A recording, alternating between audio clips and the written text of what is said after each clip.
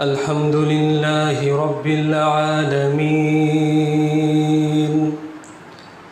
والصلاة والسلام على سيد الأنبياء والمرسلين وعلى آله وأصحابه أجمعين. فقد قال الله تبارك وتعالى في كلامه المجيد: أعوذ بالله من الشيطان الرجيم. بسم الله الرحمن الرحيم. وما هو على الغيب بضنين. صدق الله العلي العظيم وصدق رسوله النبي الحبيب الكريم. إن الله وملائكته يصلون على النبي يا أيها الذين آمنوا صلوا عليه وسلموا تسليما. اللهم صل على سيدنا مولانا محمد وعلى آل سيدنا مولانا محمد بشر ليس كالبشر بل هو ياقوت والناس كالحجر. اللهم صل على سيدنا مولانا محمد وعلى آل سيدنا مولانا محمد. شفيع المذنبين ابني رحمة للعالمين. আপনার ওসিলায় সৃজন तमाम আসমান ও জমিন। আল্লাহুম্মা সাল্লি আলা সাইয়্যিদিনা মাওলানা মুহাম্মদ ওয়া আলা আলি সাইয়্যিদিনা মাওলানা মুহাম্মদ। সবুজ গম্বুজের নিচে কিসের আওয়াজ শোনা যায়? উম্মতি উম্মতি বলে কেঁদে নবীজি বুক ভাষায়। আল্লাহুম্মা সাল্লি আলা সাইয়্যিদিনা মাওলানা মুহাম্মদ ওয়া আলা আলি সাইয়্যিদিনা مولانا بلغ العلا بكماله كشف الدجى بجماله حسنت جميع خصاله صلوا عليه وآله. أستغفر الله الذي لا إله إلا هو الحي القيوم وأتوب إليه. আমরা সর্বপ্রথম সে রব্বুল আলামিনের দরবারে লাখো কোটি শুকরিয়া জ্ঞাপন করছি, যিনি আমাদেরকে দুনিয়ার সর্বোৎকৃষ্ট স্থান এই জামে মসজিদে জুমার নামাজ আদায়ের লক্ষ্যে উপস্থিত হওয়ার তৌফিক দান করেছেন। সেজন্য সকলেই উচ্চ আওয়াজে একবার বলি আলহামদুলিল্লাহ। লাখো কোটি দরুদ ও সালাম প্রেরণ করছি সৈয়দুল মুরসালিন, নবিয়ুল হারামাইন, ইমামুল কিবলাতাইন, ওয়াসিলাতুনা ফিদ দাওয়াইন, নূর নবী হায়াতুন নবী সাল্লাল্লাহু আলাইহি ওয়াসাল্লামের পবিত্র কদম মুবারকে, যার উসিলায় আল্লাহ রাব্বুল আলামিন সৃষ্টিকুলকে সৃজন করেছেন, আমাদেরকে সৃজন করেছেন। সম্মানিত উপস্থিতি, আমাদের এই সমাজে বর্তমানে বেশ কিছু বিষয় নিয়ে ফিতনা সৃষ্টি করা হচ্ছে। যে বিষয়গুলো নিয়ে যুগ যুগ ধরে সবাই একমত ছিল, সেই বিষয়গুলো নিয়ে নতুন করে কিছু মানুষ সমাজে ফিতনা সৃষ্টি করার অপচেষ্টা চালাচ্ছে। সেরকমই একটি বিষয় হলো প্রিয় নবী সাল্লাল্লাহু আলাইহি ওয়াসাল্লামের ইলমে গায়েব। সেজন্য আজকের এই জুমায় বিষয় নির্ধারণ করেছি কুরআন ও সুন্নাহর আলোকে প্রিয় নবী সাল্লাল্লাহু আলাইহি ওয়াসাল্লামের ইলমে গায়েব। রাসূলুল্লাহ সাল্লাল্লাহু আলাইহি ওয়াসাল্লাম কি গায়েব জানতেন নাকি জানতেন না? পবিত্র কুরআন মাজিদের মধ্যে দু ধরনের আয়াতে কারিমা লক্ষ্য করা যায়। এমন কিছু আয়াতে কারিমা রয়েছে যে আয়াতগুলো থেকে বাহ্যিকভাবে মনে হয় আল্লাহ সুবহানাহু ওয়া তাআলা ছাড়া অন্য কেউ গায়েব জানেন না।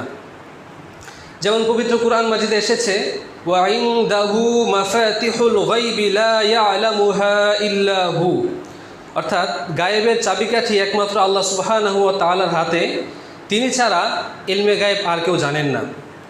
অন্য আয়াতে কারিমার মধ্যে এসেছে আল্লাহ সুবহানাহু ওয়া তাআলা ইরশাদ করছেন ওয়ালাউ কুনতু আ'লামুল গায়বা লাস্তাকসারতু মিনাল খায়রি ওয়া মা মাসসানিয়াস সু, যে হে নবী আপনি জানিয়ে দিন, যদি আমি গায়েব জানতাম তাহলে আমি আমার নিজের অনেক কল্যাণ সাধন করতে পারতাম এবং কোনো অকল্যাণ, কোনো দুঃখ কষ্ট আমাকে স্পর্শ করতে পারতো না। এই আয়াতগুলো থেকে বাহ্যিকভাবে মনে হচ্ছে আল্লাহ সুবহানাহু ওয়া তাআলা ছাড়া অন্য কেউ ইলমে গায়েব জানেন না। কিন্তু কুরআন মাজিদের মধ্যে আরও অনেক আয়াতে কারিমা রয়েছে এবং অনেক সহিহ হাদিস রয়েছে যেগুলো প্রমাণ করে আল্লাহ সুবহানাহু ওয়া তাআলা ছাড়াও আরও অনেক আমাদের প্রিয় নবী সাল্লাল্লাহু আলাইহি ওয়াসাল্লাম সহ নবীগণ ইলমে গায়েবের সংবাদ প্রদান করে থাকেন। তাহলে এই দুই আয়াতের মধ্যে সমন্বয় কিভাবে হবে, তাওয়াফুক কিভাবে হবে? যে আয়াতগুলোর মধ্যে এসেছে আল্লাহ সুবহানাহু ওয়া তাআলা ছাড়া অন্য কেউ ইলমে গায়েব জানেন না, এর অর্থ হলো আল্লাহ সুবহানাহু ওয়া তাআলা ছাড়া অন্য কেউ সত্তাগতভাবে ইলমে গায়েব জানেন না। যে আয়াতগুলোর মধ্যে এসেছে আল্লাহ সুবহানাহু ওয়া তাআলা ছাড়া অন্য কেউ ইলমে গায়েব জানেন, তার অর্থ হলো আল্লাহ সুবহানাহু ওয়া তাআলা যাকে ইলমে গায়েবের সংবাদ প্রদান করেন তিনি ইলমে গায়েব জানেন। আওয়াজ দিয়ে বলুন না সুবহানাল্লাহ। পবিত্র কুরআন মাজিদের মধ্যে আল্লাহ সুবহানাহু ওয়া তাআলা বড়ই চমৎকারভাবে উল্লেখ করেছেন ওয়া আল্লামাকা মা লাম তাকুন তা'লাম ওয়া কানা ফাদলুল্লাহি আলাইকা আযীমা। আল্লাহ সুবহানাহু ওয়া তাআলা বলছেন, আগো হাবিব, আপনি যা কিছু জানতেন না সমস্ত কিছু আমি আল্লাহ আপনাকে জানিয়ে দিলাম, আর এটা আপনার প্রতি বড়ই অনুগ্রহ, মহা অনুগ্রহ।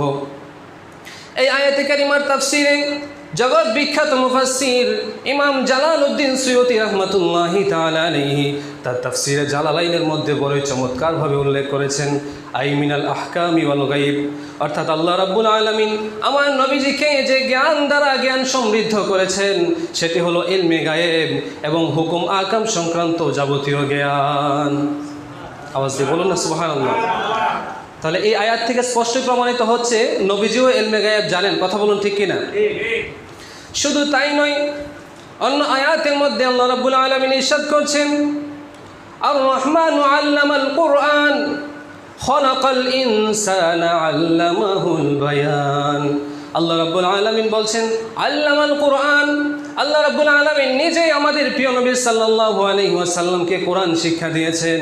আর কোরআন কেমন কিতাব, এই কোরআন সম্পর্কে অন্য আয়াতের মধ্যে এসেছে ওয়া নাযালনা আলাইকাল কিতাবা তিবয়ানাল লিকুল্লি শাই। কোরআন হলো এমন একটি কিতাব যেই কিতাবের মধ্যে সমস্ত কিছুর বর্ণনা রয়েছে। অন্য আয়াতের মধ্যে আল্লাহ বলছেন মা ফাররাতনা ফিল কিতাবি মিন শাই। এই কোরআন হলো এমন এক কিতাব, যেই কিতাবের মধ্যে আমি কোনো কিছুই বাদ দিইনি, সমস্ত কিছুর বর্ণনা এই কোরআনের মধ্যে রয়েছে। আর এই কোরআন স্বয়ং রাব্বুল আলামিন আমাদের নবীজিকে শিক্ষা দিয়েছেন। যে রাব্বুল আলামিন নিজে আমাদের নবীজিকে কোরআন শিক্ষা দিয়েছেন, আর ওই কোরআনের মধ্যে যদি সমস্ত কিছু থাকে, তাহলে কি ইলমে গায়েব সেখান থেকে বাদ পড়েছে? অবশ্যই বাদ পড়ে নাই, কারণ আল্লাহ নিজে শিক্ষা দিয়েছেন। কেমন শিক্ষক? এর চেয়ে শ্রেষ্ঠ কোনো শিক্ষক হতে পারে না। আর নবীজিকে শিক্ষা দিয়েছেন, এর চেয়ে শ্রেষ্ঠ ছাত্রও হতে পারে না। তাহলে আল্লাহ রাব্বুল আলামিন যেখানে নিজে নবীজিকে শিক্ষা দিয়েছেন, সেখানে কোনো কিছু বাদ পড়ার কথা নয়, সেখানে ইলমে গায়েবও রয়েছে। এই আয়াত থেকে বোঝা যাচ্ছে আল্লাহ রাব্বুল আলামিন আমাদের নবীজিকে ইলমে গায়েব প্রদান করেছেন। এবং পরবর্তী আয়াতের মধ্যে যেটা এসেছে আল্লামাহুল বায়ান, এই আয়াতের তাফসিরে বাগাবী সহ অনেক তাফসিরের কিতাবের মধ্যে উল্লেখ রয়েছে আই বায়ানা মা কানা ওয়া মা ইয়াকুনু, অর্থাৎ আল্লাহ রাব্বুল আলামিন আমাদের নবীজিকে সৃষ্টির শুরু থেকে শেষ পর্যন্ত যখন যা হয়েছিল এবং যখন যা হবে সমস্ত কিছুর বর্ণনা আমার আল্লাহ রাব্বুল আলামিন আমাদের নবীজিকে জানিয়ে দিয়েছেন। বলুন না সুবহানাল্লাহ। এই আয়াত স্পষ্ট প্রমাণ করছে আল্লাহ রাব্বুল আলামিন আমাদের নবীজিকে ইলমে গায়েব প্রদান করেছেন। এমনইভাবে কুরআন মাজিদের মধ্যে আরও অনেক আয়াতে কারিমা রয়েছে। অন্য আয়াতের মধ্যে আল্লাহ রাব্বুল আলামিন বলছেন ওয়া মা হুয়া আলাল গায়বি বিযানিন। আল্লাহ বলছেন তিনি গায়েবের সংবাদ প্রদান করতে কৃপণতা করেন না। অন্য আয়াতের মধ্যে আল্লাহ বলছেন আলিমুল গায়বি ফালা ইউযহিরু আলা গায়বিহি আহাদান ইল্লা মান ইরতাদা মির রাসূল। আল্লাহ রাব্বুল আলামিন বলছেন আল্লাহ একমাত্র আলিমুল গায়ব, তিনি গায়েবের সংবাদ প্রকাশ করেন না, কাউকে জানান না। তবে রাসূলদের মধ্য থেকে যার প্রতি তিনি সন্তুষ্ট, রাসূলদের মধ্য থেকে যার প্রতি তিনি সন্তুষ্ট তাকে তিনি ইলমে গায়েব প্রদান করেন। এবার আপনারাই বলুন, আল্লাহ কি আমাদের নবীজির প্রতি সন্তুষ্ট ছিলেন না অসন্তুষ্ট ছিলেন? যদি কোনো ব্যক্তি বলে আল্লাহ রাব্বুল আলামিন নবীজির প্রতি অসন্তুষ্ট ছিলেন, তাহলে বুঝে নেবেন তার ঈমান নেই, সে কাফের। কারণ আল্লাহ রাব্বুল আলামিন নবীজির প্রতি সন্তুষ্ট ছিলেন, এটাই আমাদের ঈমান। পবিত্র কোরআন মাজিদ এবং মুতাওয়াতির পর্যায়ে সহিহ হাদিস দ্বারা প্রমাণিত। এর বিরুদ্ধে যদি কেউ বলতে চায় তাহলে বুঝে নেবেন তার ঈমান নেই। তো যেখানে আল্লাহ বলেছেন যার প্রতি রাসূলদের মধ্যে যার প্রতি তিনি সন্তুষ্ট তাকে ইলমে গায়েব প্রদান করেন, সেখানে কি আমাদের রাসূল বাদ যাবেন? আওয়াজ দিয়ে বলুন না, বাদ যাবেন? অবশ্যই যাবে না। এ থেকে বোঝা যাচ্ছে আল্লাহ রাব্বুল আলামিন আমাদের নবীজিকে ইলমে গায়েব প্রদান করেছেন। অন্য আয়াতে আল্লাহ বলছেন ওয়ামা কানা আল্লাহু লিয়ুতলিআকুম আলাল গায়বি ওয়ালাকিন্নাল্লাহা ইয়াজতাবি মির রুসুলিহি মান ইয়াশা। আল্লাহ কাউকে গায়েবের সংবাদ প্রদান করেন না, তবে রাসূলদের মধ্য থেকে যাকে নির্বাচিত করেন তাকে তিনি ইলমে গায়েবের সংবাদ প্রদান করে থাকেন। এই আয়াতগুলো থেকে বোঝা যাচ্ছে আল্লাহ রাব্বুল আলামিন আমাদের প্রিয় নবী সাল্লাল্লাহু আলাইহি ওয়াসাল্লামকে ইলমে গায়েব প্রদান করেছেন। আমরা যদি সহিহ হাদিসের দিকে তাকাই, আসহাহুল কুতুবি বা'দা কিতাবিল্লাহি সহিহুল বুখারী, আল্লাহর আসমানের নিচে জমিনের উপরে সর্বশ্রেষ্ঠ সবচেয়ে বিশুদ্ধ কিতাব হলো পবিত্র কোরআন মাজিদ। কোরআন মাজিদের পর সবচেয়ে বিশুদ্ধ যে কিতাব সেটা হলো সহিহ বুখারী। ওই সহিহ বুখারী শরীফের হাদিসের মধ্যে এসেছে হযরত ওমর ইবনে খাত্তাব রাদিয়াল্লাহু তাআলা আনহু হাদিসের বর্ণনাকারী, তিনি বলছেন কামা ফিনা নবী সাল্লাল্লাহু আলাইহি ওয়াসাল্লাম মাকামান। একবার আল্লাহর হাবিব সাল্লাল্লাহু আলাইহি ওয়াসাল্লাম আমাদের সামনে দাঁড়ালেন, দাঁড়িয়ে তিনি খুতবা দিতে শুরু করলেন। ফাআখবারানা আন বাদইল খালকি, তিনি সৃষ্টির শুরু থেকে আমাদেরকে সংবাদ দিতে লাগলেন। হাত্তা দাখালা আহলুল জান্নাতি মানাজিলাহুম ওয়া আহলুন নারি মানাজিলাহুম হাফিযা যালিকা মান হাফিজাহু ওয়া নাসিয়াহু মান নাসিয়া। আল্লাহর হাবিব বলছেন, আল্লাহর হাবিবের প্রিয় সাহাবী হযরত ওমর ইবনে খাত্তাব রাদিয়াল্লাহু তাআলা আনহু বলছেন, আল্লাহর নবী যে আমাদের সামনে দাঁড়িয়ে যে বক্তব্য দিতে শুরু করলেন, ওই বক্তব্যের মধ্যে প্রিয় নবী সাল্লাল্লাহু আলাইহি ওয়াসাল্লাম সৃষ্টির শুরু থেকে সৃষ্টির শেষ পর্যন্ত কখন কি হয়েছিল, কখন কি হবে, এমনকি কোন ব্যক্তি জান্নাতে যাবে, কোন ব্যক্তি জাহান্নামে যাবে, সমস্ত কিছুর বর্ণনা ওই আলোচনার মধ্যে নবীজি আমাদেরকে জানিয়ে দিয়েছেন। তাহলে কি নবীজির কাছে অজানা কিছু আছে? সব কিছু নবীজি জানতেন। এই জ্ঞান আল্লাহ নবীজিকে দান করেছেন। সহিহ মুসলিম শরীফের হাদিস, বুখারীর পরে যে কিতাবের স্থান, হযরত ওমর ইবনে খাত্তাব রাদিয়াল্লাহু তাআলা আনহু হাদিসের বর্ণনাকারী, তিনি বলছেন আল্লাহর হাবিব সাল্লাল্লাহু আলাইহি ওয়াসাল্লাম একবার ফজরের নামাজ আদায় করলেন মসজিদে। ফজরের নামাজখানি আদায় করার পর নবীজি খুতবা দিতে শুরু করলেন। লম্বা সময় খুতবা দিচ্ছেন, এমনকি জোহরের সময় হয়ে গেল। নবীজি জোহরের নামাজ আদায় করলেন। জোহরের নামাজ আদায় করার পর নবীজি আবার মিম্বার শরীফে উঠে খুতবা দিতে শুরু করলেন। জোহর থেকে একটানা আসর পর্যন্ত নবীজি খুতবা দিলেন। আসরের নামাজের সময় হওয়ার পর নবীজি আবার আসরের নামাজ আদায় করলেন, আবার খুতবা দিতে শুরু করলেন। সূর্য অস্ত যাওয়া পর্যন্ত নবীজি খুতবা দিলেন। ওই হাদিসের বর্ণনাকারী বলছেন, ওই দিন আল্লাহর হাবিব সাল্লাল্লাহু আলাইহি ওয়াসাল্লাম সৃষ্টির শুরু থেকে সৃষ্টির শেষ পর্যন্ত কখন কি হয়েছিল, কখন কি হবে, সব কিছু রব্বুল আলামিনের প্রিয় হাবিব সাল্লাল্লাহু আলাইহি ওয়াসাল্লাম আমাদেরকে জানিয়ে দিয়েছেন। শুধু তাই নয়, কোন ব্যক্তি জান্নাতে যাবে, তার নাম কি হবে, তার বাবার নাম কি হবে, তার গোত্রের নাম কি হবে, সর্বমোট কতজন মানুষ জান্নাতি হবে, কোন ব্যক্তি জাহান্নামে যাবে, তার বাবার নাম কি হবে, তার গোত্রের নাম কি হবে, সর্বমোট কতজন মানুষ জাহান্নামে যাবে, এই সব কিছু আল্লাহর হাবিব সাল্লাল্লাহু আলাইহি ওয়াসাল্লাম জানতেন। বলুন না সুবহানাল্লাহ।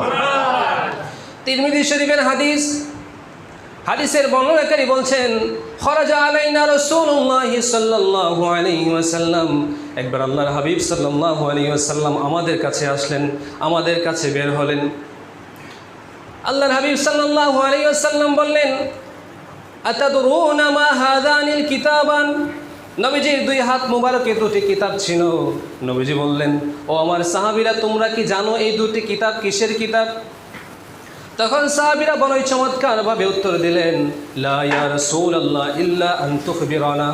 আগো আল্লাহর হাবিব, আপনার দুই হাত মোবারকে কি আছে আমরা জানি না, তবে আপনি যদি আমাদেরকে জানান তাহলে আমরা জানতে পারবো। আল্লাহর হাবিব বললেন, আমার সাহাবীরা, তোমরা মনোযোগ দিয়ে শোনো, আমার ডান হাতের মধ্যে তোমরা যে কিতাবটি দেখতে পাচ্ছ, হাযা কিতাবুম মির রাব্বিল আলামিন, এই কিতাবটি রাব্বুল আলামিনের পক্ষ থেকে বিশেষ একটি কিতাব। ফীহি আসমাউ আহলিল জান্নাহ ওয়া আসমাউ আবাইহিম ওয়া কাবাইলিহিম সুম্মা উজমিলা আলা আখিরিহিম ফালা ইউসাদু ফীহিম ওয়া লা ইউনকাসু মিনহুম আবাদা। তোমরা আমার ডান হাতের মধ্যে যে কিতাবখানা দেখতে পাচ্ছ, এই কিতাবের মধ্যে কিয়ামত পর্যন্ত কোন ব্যক্তি জান্নাতে যাবে, তার নাম কি হবে, তার বাবার নাম কি হবে, তার গোত্রের নাম কি হবে, এবং সর্বমোট সর্বশেষ কতজন মানুষ জান্নাতে যাবে, এই সব কিছু এই কিতাবের মধ্যে লেখা আছে। এই কিতাবটা হলো সেই কিতাব। আমার বাম হাতের মধ্যে তোমরা যে কিতাব দেখতে পাচ্ছ, হাযা কিতাবুম মির রাব্বিল আলামিন, এটিও রাব্বুল আলামিনের পক্ষ থেকে বিশেষ একটি কিতাব। ফীহি আসমাউ আহলিন নারি ওয়া আসমাউ আবাইহিম ওয়া কাবাইলিহিম সুম্মা উজমিলা আলা আখিরিহিম ফালা ইউজাদু ফীহিম ওয়া লা ইউনকাসু মিনহুম আবাদা। আমার বাম হাতের মধ্যে তোমরা যে কিতাবটি দেখতে পাচ্ছ, এই কিতাবের মধ্যে কিয়ামত পর্যন্ত কোন ব্যক্তি জাহান্নামে যাবে, তার নাম কি হবে, তার বাবার নাম কি হবে, তার গোত্রের নাম কি হবে, এবং সর্বশেষ সর্বমোট কতজন মানুষ জাহান্নামে যাবে, সব কিছু এই কিতাবের মধ্যে লেখা আছে। তাহলে নবীজির দুই হাত মোবারকে দুটি কিতাব, সব কিছু লেখা আছে। নবীজি কি এগুলো জানতেন নাকি জানতেন না? আওয়াজ দিয়ে বলুন না, জানতেন কি না? জানতেন। এগুলো সব নবীজি জানা ছিল, বিশুদ্ধ হাদিস দ্বারা এগুলো প্রমাণিত, বানোয়ার কোনো কথাবার্তা নয়। কবরের মধ্যে আযাব হচ্ছে নাকি হচ্ছে না, কোন কবরে আযাব হয়, কোন কবরে আযাব হয় না, সেটা কি আমরা জানি? আওয়াজ দিয়ে বলুন না, জানি? জানি না। কিন্তু নবীজি এগুলো জানতেন। একবার আল্লাহর হাবিব সাল্লাল্লাহু আলাইহি ওয়াসাল্লাম রাস্তা দিয়ে হেঁটে যাচ্ছেন, সাথে সাহাবায়ে কেরামগণ ছিলেন। আল্লাহর হাবিব বলছেন, আন্নাহুমা লা ইউআযাবান, ও আমার সাহাবীরা, তোমরা শুনে রাখো, এই যে দুটি কবর দেখতে পাচ্ছ, এই দুটি কবরের মধ্যে আযাব হচ্ছে। ওমা ইউআযাবানি ফি কাবীরিন, কবিরা গুনাহের কারণে, বড় কোনো গুনাহের কারণে তাদের কবরে আযাব হচ্ছে না, তাদের কবরে আযাব হচ্ছে ছোট দুটি অপরাধের কারণে। একটি হচ্ছে ফাকানা ইয়ামশি বিন নামিমাতি, এই দুইজনের এই যে দুটি কারণে তাদের শাস্তি হচ্ছে, একটি কারণ হলো ফাকানা ইয়ামশি বিন নামিমাতি, সে মানুষের চুগলখড়ি করত, একজনের কথা আরেকজনের কাছে লাগাতো। এটা আমাদের সমাজে আমরা দেখতে পাই, একজনের কথা আরেকজনের কাছে লাগানো, চুগলখড়ি করা। নবীজি বলছেন, এই চুগলখড়ি করার কারণে চুগলখড়ি করার কারণে এই ব্যক্তির কবরে আযাব দেওয়া হচ্ছে। আর একজন ব্যক্তি হলো লা ইয়াস্তাতিরু মিনাল বাউলি, অন্য রিওয়ায়াতে এসেছে লা ইয়াস্তানজিহু মিনাল বাউলি, এই ব্যক্তি পেশাব করতো কিন্তু পেশাব করে পবিত্রতা অর্জন করতো না। পেশাব করে পবিত্রতা অর্জন না করার কারণে আর মানুষের গীবত করার কারণে, চুগলখড়ি করার কারণে এই দুই ব্যক্তির কবরের মধ্যে আযাব হচ্ছে। এই যে দুইটা বিষয়, এই দুইটা অপরাধের কারণে কবরে আযাব হচ্ছে, এটা নবীজি জানতেন। কবরে আযাব হচ্ছে এটাও নবীজি জানেন, এবং কেন আযাব হচ্ছে সেটাও নবীজি জানেন। বলুন না সুবহানাল্লাহ। এটাই তো ইলমে গায়েব, যেটা আমাদের কাছে অদৃশ্য, রাসূলের কাছে সেটা দৃশ্যমান। মুসলিম শরীফের হাদিস, নবীজি সাল্লাল্লাহু আলাইহি ওয়াসাল্লাম ইরশাদ করেছেন, ইন্নাল্লাহা যাওয়ালিয়াল আরদা ফারাআইতু মাশারিকাহা ওয়া মাগারিবাহা। আল্লাহ রাব্বুল আলামিন আমার কাছে পুরো জমিনকে সংকুচিত করে দিয়েছেন, পুরো জমিনকে আমার কাছে তুলে ধরেছেন। তখন আমি আল্লাহর হাবিব হয়ে পৃথিবীর পূর্ব থেকে পশ্চিম পর্যন্ত কোন জায়গায় কী আছে, কোন জায়গায় কী আছে, কোন জায়গায় কী আছে সব কিছু আমি আমার স্বচক্ষে দেখে নিয়েছি। মুসলিম শরীফের হাদিস, সহিহ হাদিস। ইমাম তবরানী রাহিমাহুল্লাহ তার মোজামের মধ্যে উল্লেখ করেছেন, ইমাম জালালউদ্দিন সুয়ুতী রাহমাতুল্লাহি তাআলা আলাইহি তার জামিউল আহাদিসের মধ্যে উল্লেখ করেছেন, ইমাম আবু নুআইম আল ইসফাহানী রাহিমাহুল্লাহ তার দালাইলুন নবুওয়ার মধ্যে উল্লেখ করেছেন এই হাদিসখানা। আল্লাহর প্রিয় হাবিব সাল্লাল্লাহু আলাইহি ওয়াসাল্লাম একবার বললেন, ইন্নাল্লাহা কদ রাফা'নি আদ-দুনিয়া ফাআনা আনজুরু ইলাইহা ওয়া ইলা মা হুয়া কাইনুন ফিহা ইলা ইয়াউমিল কিয়ামাহ কাআন্নামা আনজুরু ইলা কাফফি হাদিহি। আল্লাহ নবীজি বলছেন, আল্লাহ রাব্বুল আলামিন পুরো পৃথিবীটাকে, পুরো জমিনটাকে আমার কাছে তুলে ধরেছেন। অতঃপর আমি আমার হাতের তালুর মধ্যে যেভাবে দেখতে পাচ্ছি ঠিক সেরকমভাবে পৃথিবীর কোন প্রান্তে কোথায় কে আছে সমস্ত কিছু আমি এক মুহূর্তের মধ্যে দেখে নিয়েছি। সুবহানাল্লাহ। এটাই হলো নবীজির মুজিজা, যেটা আমাদের দ্বারা অসম্ভব সেটা নবীর দ্বারা সম্ভব। এটাই হলো নবীজির মুজিজা। নবীজির পক্ষে এগুলো সম্ভব ছিল। এমনইভাবে বলতে গেলে অনেক লম্বা কথা, এই সংক্ষিপ্ত সময়ে ইলমে গায়েবের উপর যে বিষয়, এই লম্বা বিষয়ে আলোচনা করা সম্ভব নয়। তারপরও সংক্ষেপে আরেকটু বলছি। কিয়ামতের আলামত, লম্বা আলোচনা, বাবু আশরাতিস সাআহ এরকম নামে বিভিন্ন হাদিসের কিতাবে অধ্যায় এসেছে। তো কিয়ামতের আলামত যেগুলো রয়েছে সেগুলো কি আমরা আগে জানতাম? আমরা তো জানতাম না। এগুলো আমরা জেনেছি রাসূলের মাধ্যমে। রাসূলকে রাব্বুল আলামিন ওহির মাধ্যমে জানিয়েছেন, নবীজি আমাদেরকে জানিয়েছেন। এগুলোই তো ইলমে গায়েব, যেটা আমাদের কাছে অজানা, রাসূলের কাছে সেটা জানা। নবীজি বলেছেন, লা ইয়াতিয়ান্না আলান নাসি জামানুন ইয়াতুফুর রাজুলু ফীহি বিসসাদাকাতি মিনাজ যাহাব সুম্মা লা ইয়াজিদু আহাদান ইয়াখুযুহা মিনহু। আল্লাহর হাবিব সাল্লাল্লাহু আলাইহি ওয়াসাল্লাম বলছেন, কিয়ামতের পূর্বে এমন একটা সময় আসবে যখন মানুষ স্বর্ণ নিয়ে নিয়ে ঘুরবে মানুষকে দান করার জন্য, কিন্তু এমন একজন মানুষও পাওয়া যাবে না যে ব্যক্তি এই স্বর্ণটাকে গ্রহণ করবে। তার মানে তখন মানুষের ধন সম্পদ এত বৃদ্ধি পাবে, কেউ সম্পদ গ্রহণ করবে, স্বর্ণ নিয়ে ঘুরবে, স্বর্ণটা নেওয়ার মতো লোক পাওয়া যাবে না। এই কথাটা কি আমাদের আকলে আগে আসছিল? আসেনি। এটা আমরা জেনেছি হাদিসের মাধ্যমে, নবীজি আমাদেরকে জানিয়েছেন। এবং হাদিস শরীফের মধ্যে এসেছে, কিয়ামতের পূর্বে মহিলার সংখ্যা এত বৃদ্ধি পাবে, একজন পুরুষ সমান 50 জন মহিলা হবে। হাত্তা ইয়াকুনা লি 50 ইমরাআতান আল কাইয়িমুল ওয়াহিদ, একজন পুরুষ সমান 50 জন মহিলা হবে। কিয়ামতের পূর্বে মহিলার সংখ্যা এত বৃদ্ধি পাবে, যেটি আমরা দিন দিন দেখতে পাচ্ছি। ভবিষ্যতে আরও হবে, যখন 50 জন পর্যায়ে গিয়ে পৌঁছবে তখনই কিয়ামত হবে, এর পূর্বে কিয়ামত হবে না। যেহেতু এটি সহিহ হাদিসের মধ্যে এসেছে, সহিহ বুখারীর রিওয়ায়াত।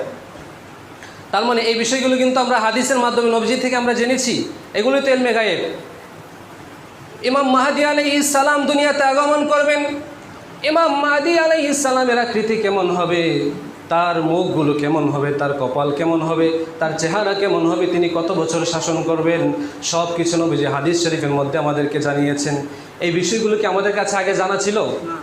এগুলো তো নবীজি আমাদেরকে জানিয়েছেন। নবীজি বলছেন, আল মাহদিয়্যু মিন আইতরাতি মিন ওয়ালাদি ফাতিমাহ। অন্য হাদিসের মধ্যে বলেছেন, আল মাহদিয়্যু মিন্নি আজলাল জাবহাতি আকনাল আনফি ইয়ামলাউল আরদা কিসতা ওয়া আদলা কামা মুলিআত জাওরা ওয়া যুলমা ইয়ামলিকু সাবআ সিনিন।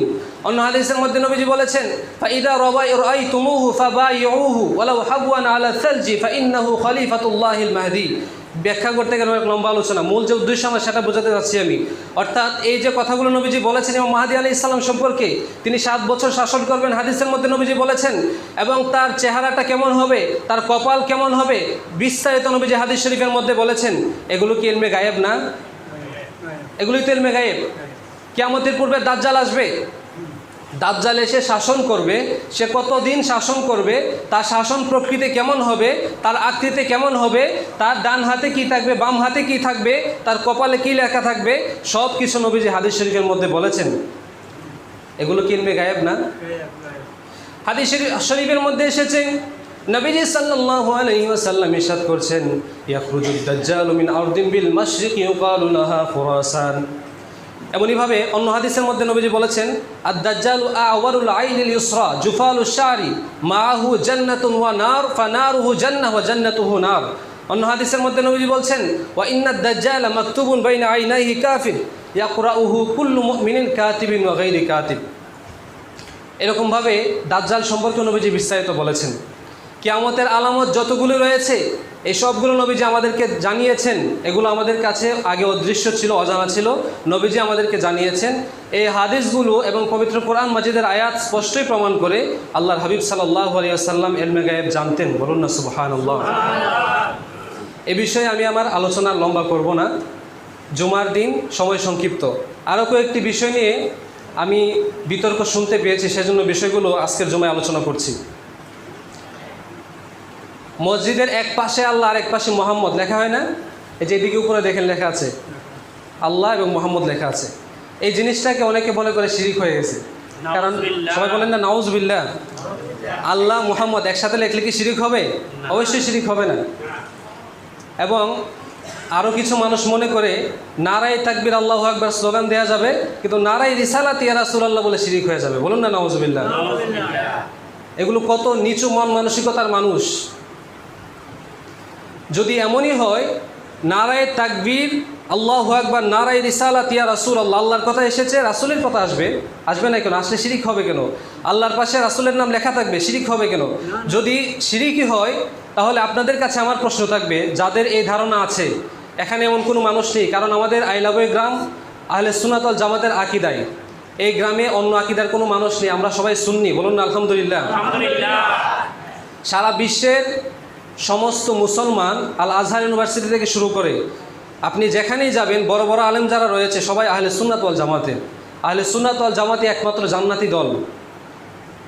যদি আল্লাহর পাশে মুহাম্মদ সাল্লাল্লাহু আলাইহি সাল্লামের নাম মোবারক লিখলে শিরিক হয়, যদি নারায়ে তাকবীরের পর নারায়ে রিসালাত বললে শিরিক হয়, তার মানে আল্লাহর পাশে রাসূলের কথা বললে শিরিক হবে। তাহলে এবার আপনি কুরআন মাজিদের এই আয়াতগুলো কোথায় রাখবেন? আল্লাহ তাআলা বলেছেন, আতিউল্লাহ ওয়া রাসূলাহু, আতিউল্লাহ ওয়ার রাসূল, কুল আতিউল্লাহ ওয়া আতিউর রাসূল, ইন্নাল্লাযীনা ইউযুনা আল্লাহ ওয়া রাসূলাহু লা'নাহুমুল্লাহু ফিদ দুনিয়া ওয়াল আখিরাহ ওয়া আ'আদ্দা লাহুম আযাবাম মুহিনা। এই আয়াতগুলো আপনি কোথায় রাখবেন?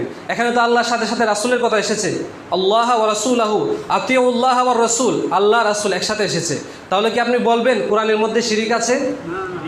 এই কথা বললে কারো ঈমান থাকবে? আল্লাহর কথা এসেছে, সাথে সাথে রাসূলের কথা এসেছে, আল্লাহর নামের পাশে রাসূলের নাম থাকবে, এখানে শিরিকের কোনো বিষয় নয়। যারা এই কথাগুলো বলছে তারা মূলত শিরিকের সংজ্ঞাটাই বোঝে না। শিরিক মানে কি? আল্লাহর সাথে শরিক করা। আপনি কি আল্লাহর পাশে রাসূলের নাম লিখে আপনার ধারণা কি এটা যে আল্লাহর রাসূল সমান? এটা কি মনে করি আমরা? যদি কেউ এই মনে করে আল্লাহ এবং রাসূল সমান, তখন সেটা শিরিক হবে। কিন্তু আমরা আল্লাহর পাশে মুহাম্মদ এবং নারায়ে তাকবীরের পর নারায়ে রিসালাত, এই স্লোগান দ্বারা আমাদের উদ্দেশ্য এটা নয় আল্লাহর রাসূল সমান, ঠিক কিনা? যেহেতু এটা উদ্দেশ্য নয়, সুতরাং এখানে শিরিকের কোনো প্রশ্নই আসে না। যদি এটা শিরিক হয়ে থাকে তাহলে আমরা যে কালিমা পড়ি লা ইলাহা ইল্লাল্লাহু মুহাম্মাদুর রাসূলুল্লাহ সাল্লাল্লাহু আলাইহি ওয়াসাল্লাম, লা ইলাহা ইল্লাল্লাহ সাথেই কিন্তু রয়েছে মুহাম্মাদুর রাসূলুল্লাহ। তাহলে আল্লাহর সাথে কি মুহাম্মদ নাম আসে নাই? তাহলে কি কালিমার পড়া যাবে না? যদি আল্লাহর সাথে রাসূলের নাম আসলেই শিরিক হয়ে যেত, তাহলে তো আমরা কালিমা বাদ দিয়ে দিতে হবে। নাউজুবিল্লাহ। এমনইভাবে আপনি যদি নামাজে যান, যদি কেউ মনে করেন আল্লাহর সাথে রাসূলের নাম লেখলে শিরিক হবে, আল্লাহর সাথে রাসূলের নাম উল্লেখ করলে শিরিক হবে, তাহলে তাদেরকে আমি বলবো নামাজের মধ্যে তাশাহুদ পড়ার প্রয়োজন নাই, তাশাহুদ ছাড়া নামাজ সেরে নেবেন।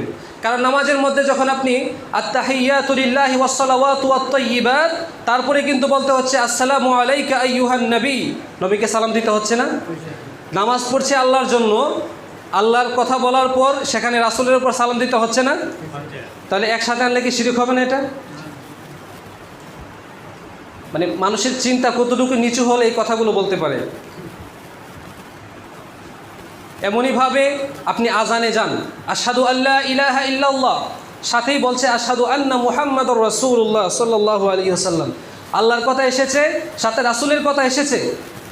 যদি যারা মনে করে থাকেন আল্লাহর সাথে রাসূলকে আলাদা করতে হবে, একসাথে লেখলে শিরিক হয়ে যাবে, তাহলে তাদের উচিত হবে নতুন কোনো আজান বানানো, এই আজান আর দেওয়া যাবে না। কথা বলুন ঠিক কি না?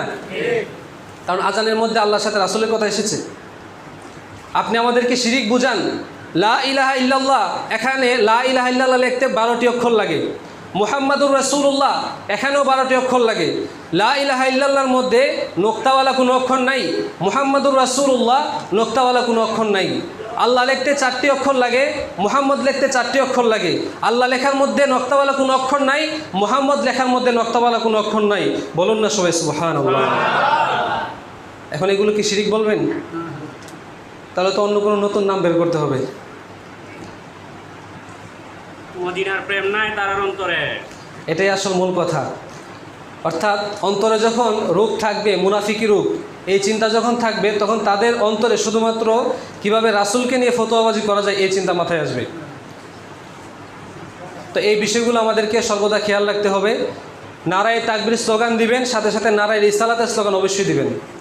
কারণ যে ইমানদার, সে শুধু নারায়ে তাকবীর স্লোগান দিয়ে বসে থাকতে পারে না, সাথে সাথে নারায়ে রিসালাতের স্লোগান দিবে। বলুন না ঠিক কিনা? কারণ নারায়ে তাকবীর আমরা আল্লাহর জন্য দিচ্ছি, পাশাপাশি নারায়ে রিসালাত আমাদের রাসূলের জন্য দিতে হবে। ঈমান শুধুমাত্র আল্লাহকে দিয়ে পরিপূর্ণ হয় না, রাসূলের প্রতি ঈমান আনতে হয়। এজন্য আমাদের দুইটাই প্রয়োজন। আল্লাহ রাব্বুল আলামিন যেন আমাদের প্রত্যেককে যথাযথভাবে আমল করার তৌফিক দান করেন। আজকে আমরা যে বিষয়টি নিয়ে আলোচনা করেছি, আল্লাহর হাবিব সাল্লাল্লাহু আলাইহি ওয়াসাল্লাম ইলমে গায়েব জানতেন, এবং এক পাশে আল্লাহ এক পাশে মুহাম্মদ লেখা, এটি জায়েজ ভালো কাজ। এখানে শিরিকের কোনো প্রশ্নই আসে না। যেখানে নারায়ে তাকবীরের স্লোগান হবে, সেখানে সাথে সাথে নারায়ে রিসালাতের স্লোগান হবে। সবাই বলেন আল্লাহুম্মা আমিন। ওয়া আখিরু দাওয়ানা আলহামদুলিল্লাহি রাব্বিল আলামিন। আসসালামু আলাইকুম ওয়া রাহমাতুল্লাহি ওয়া বারাকাতুহু।